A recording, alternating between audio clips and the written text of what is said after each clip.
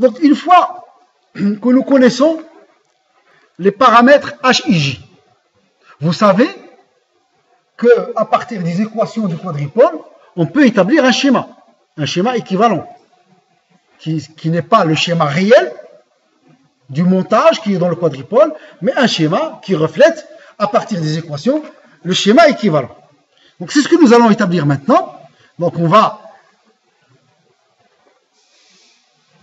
dans le montage ici, vous avez ce transistor, ce symbole. Et bien ce symbole de transistor, on va pas garder ce symbole pour faire les calculs en dynamique, mais on va le remplacer par son schéma équivalent. On verra par la suite des exemples. Comment on fait pour remplacer dans le montage le transistor par son schéma équivalent. Donc je rappelle les équations qui vont permettre de donner le schéma équivalent. Donc nous avons VBE est égal à H11 IB plus H12 VCE. Et IC est égal à H21 IB plus H22 VCE. Voilà. Alors, VBE, c'est la tension d'entrée, est égale à cette chute de tension H11 traversée par le courant IB. Donc, VBE est égal à cette tension plus H12 VCE, comme H12 est sans dimension, le produit H12 VCE, c'est un générateur de tension. Donc la tension VBE est égale à une tension H11 IB plus un générateur de tension H12 VCE. Donc vous avez donc VBE est égal à H11 IB plus H12 VCE.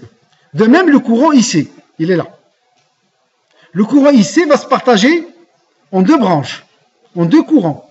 Nous avons le courant H21 IB plus le courant H22 VCE. Donc, la tension de sortie, c'est donc VCE.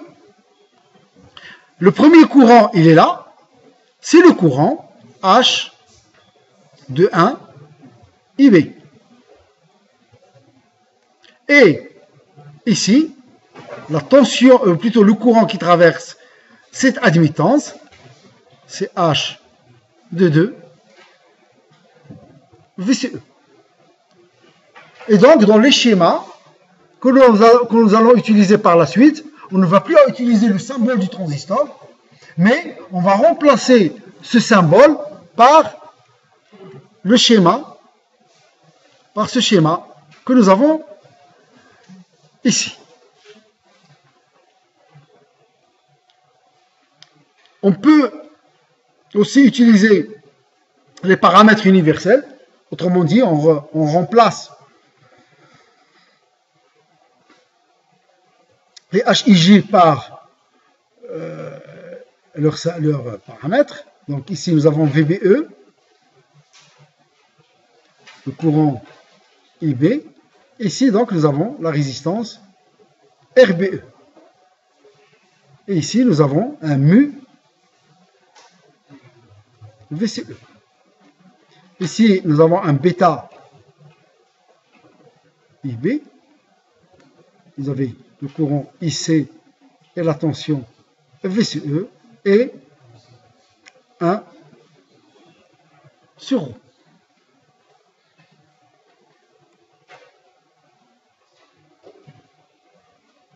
Il peut aussi utiliser ρ.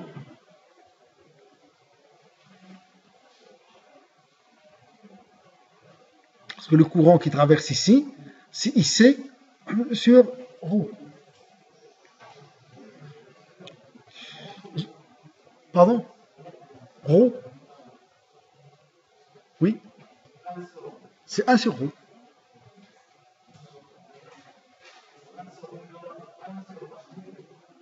Non? H22 est égal à 1 sur ρ. Je le rappelle, H22.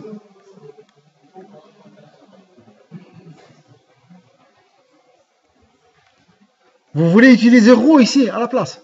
Vous avez le droit. Le courant qui circule ici, c'est le même que celui qui circule ici. Donc ce courant qui circule ici, qu'est-ce que j'ai mis ici? Excusez-moi.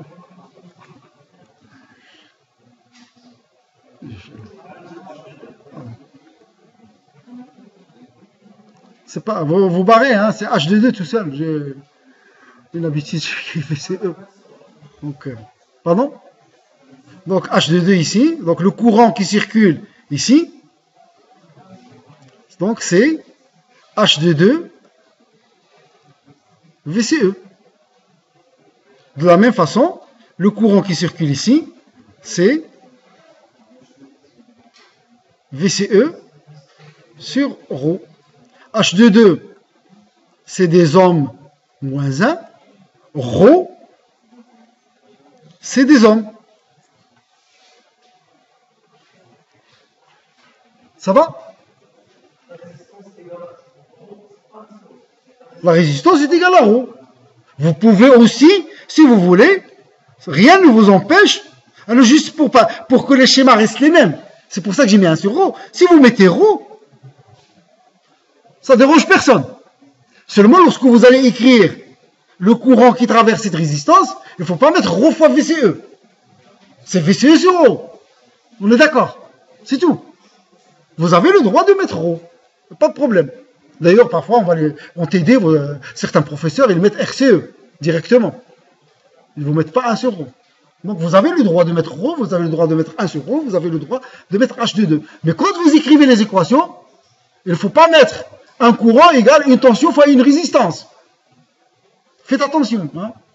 Un courant est égal à une admittance fois une tension. Et non pas une résistance fois une tension. C'est tout. C'est là qu'il faut faire attention.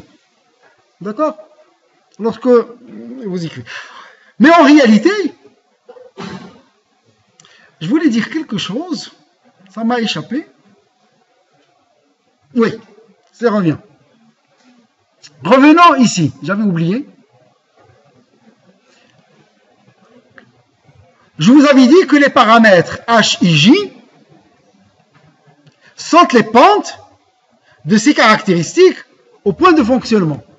Si le point de fonctionnement change de place, c'est-à-dire, vous avez choisi un point de fonctionnement ici, mais je peux choisir un point de fonctionnement ici. Ou bien je peux choisir un point de fonctionnement ici. Ça dépend, c'est moi qui choisis le point de fonctionnement. Alors si je choisis le point de fonctionnement ailleurs, où je change la position du point de fonctionnement, les pentes, ils changent. La pente ici, c'est pas la pente qui est ici. Donc, les remarques que vous pouvez noter, les paramètres H et J dépendent de la position du point de fonctionnement. Si le point de fonctionnement change de place, les paramètres H et J changent de valeur. C'est la pente, les paramètres H et J, c'est la pente au point de fonctionnement. Vous changez la place du point de fonctionnement, eh bien, la courbe n'étant pas linéaire, eh bien, sa pente il change. Et le paramètre H et J il change. C'est pour cela d'ailleurs que le constructeur, il vous donne, j'ai pas internet, enfin, c'est dommage ça. Le constructeur vous donne une fourchette des paramètres H et J. Il vous dit, par exemple, pour le transistor 2N2222, eh bien, le H12, il va varier entre 100 et 120. Ça dépend, vous choisissez le point de fonctionnement. Alors, ceci étant dit, donc je reviens à ce niveau-là. Comme d'après les ordres de grandeur, on avait vu que le paramètre H12 est très faible, alors on le néglige. Le paramètre H22 est très faible aussi, où la résistance est très grande. C'est un circuit ouvert. D'après les ordres de grandeur. Alors, en prenant ces considérations, on va établir un schéma équivalent du transistor simplifié. Alors, dans 99% des cas,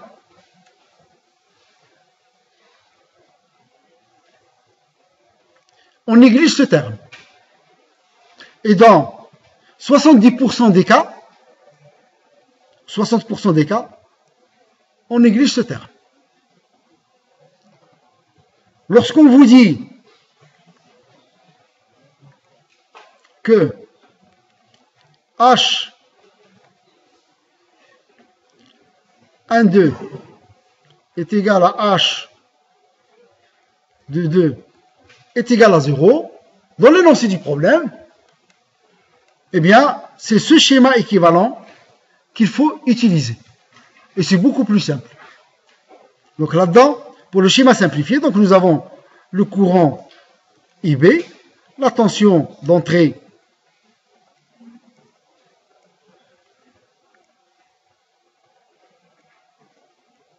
VBE, la résistance RBE ou bien H11.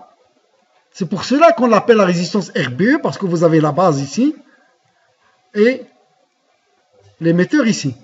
On l'appelle RBE. C'est la résistance qui se trouve entre la base et l'émetteur. Et ici, nous avons donc le H de 1 IB, le courant IC et la tension VC.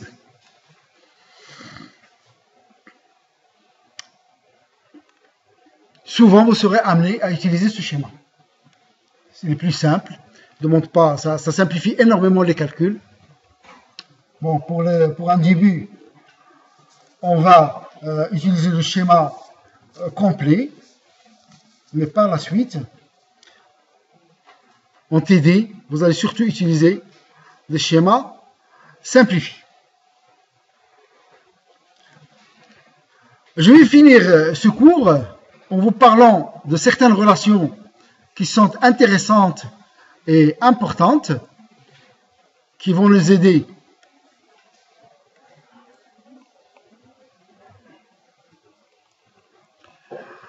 dans les calculs par la suite, et qui vont permettre, grâce seulement au courant de polarisation IE0, de déterminer, par exemple, le paramètre H11. Soit aller vers les caractéristiques, sans faire de mesure. Le simple fait de connaître le courant IE0 ou IC0, du point de polarisation, vous pouvez déterminer le paramètre H11. Et c'est ce que je vais établir maintenant. Donc, grâce, comment j'ai dit ça, à partir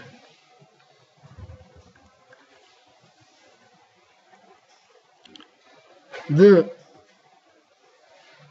la caractéristique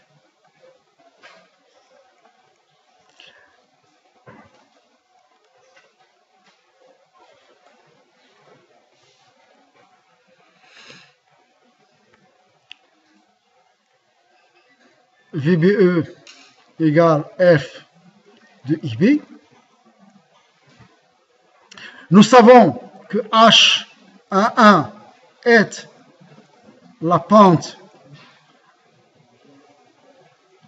à la caractéristique. Donc regardez avec moi, là, c'est ça la caractéristique.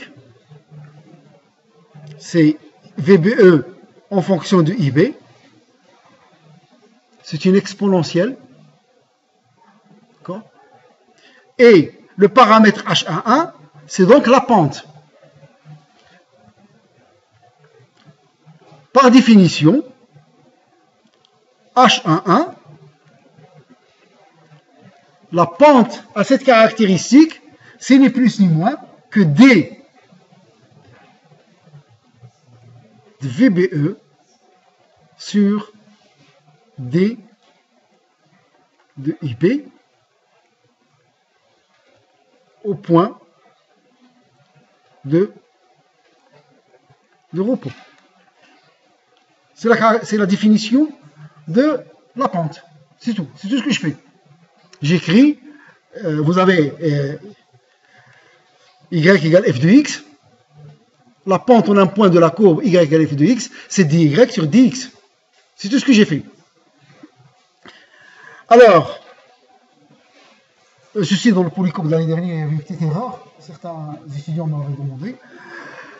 Alors, on va déterminer et on va faire apparaître le courant de polarisation. Donc, nous savons que IC est égal à bêta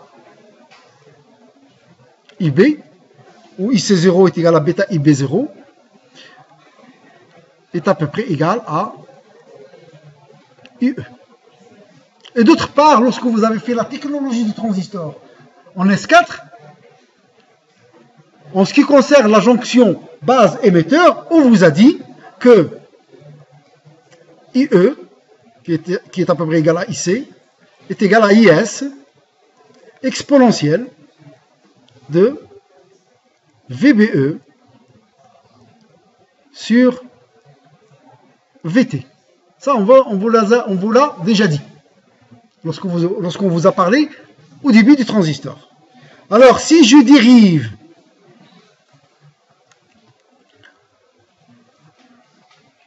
IE ou IC par rapport à D de VBE, bien sûr, au point de repos, ceci est égal à IS sur VT exponentielle de VBE sur VT. Ce terme,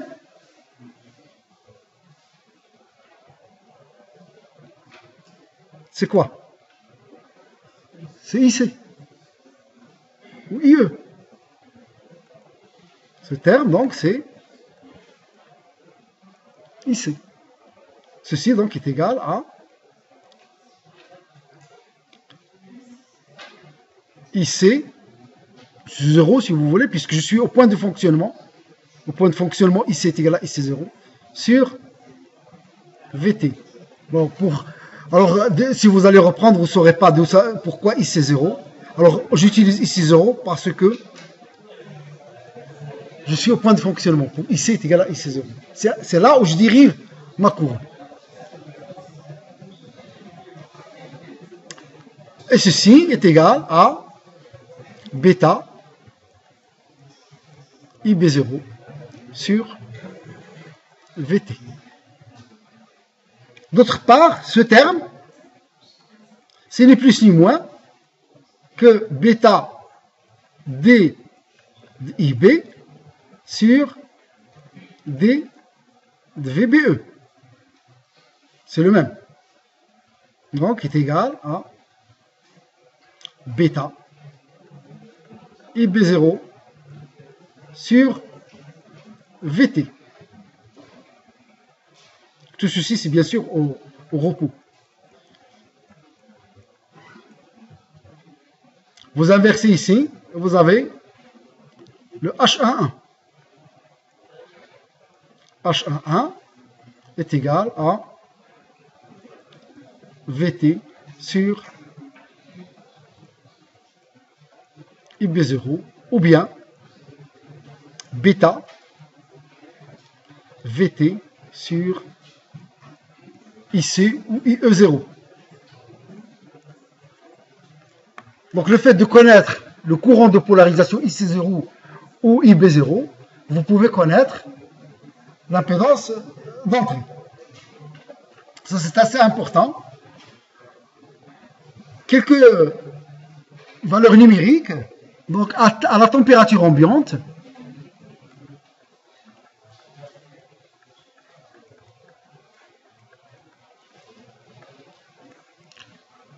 vous avez VT est égal à 26 millivolts.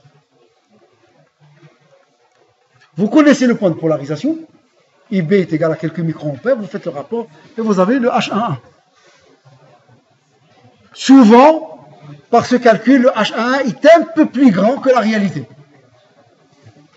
C'est-à-dire, il vaut 1 1,1 kOhm. Lorsque vous utilisez cette méthode, bon, elle va approcher 1,8 kOhm ou à 2 kOhm.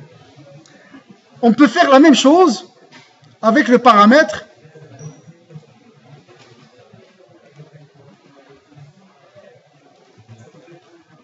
avec Gm. Donc Gm, je rappelle, qui est égal à DIC sur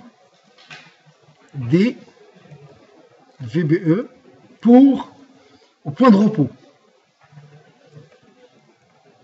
Donc on utilise aussi IC est égal à IS exponentielle de VBE sur VT. Et finalement, la même chose, la même méthode que je viens de décrire, on peut trouver qu'il est égal à IC 0 sur VT.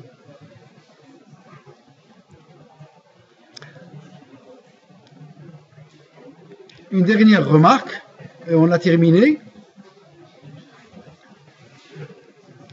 H11GM, lorsqu'on réalise le produit H11GM, d'après les relations que je viens de donner, il est égal à IC0 sur IB0. Je vous conseille de refaire ces calculs chez vous.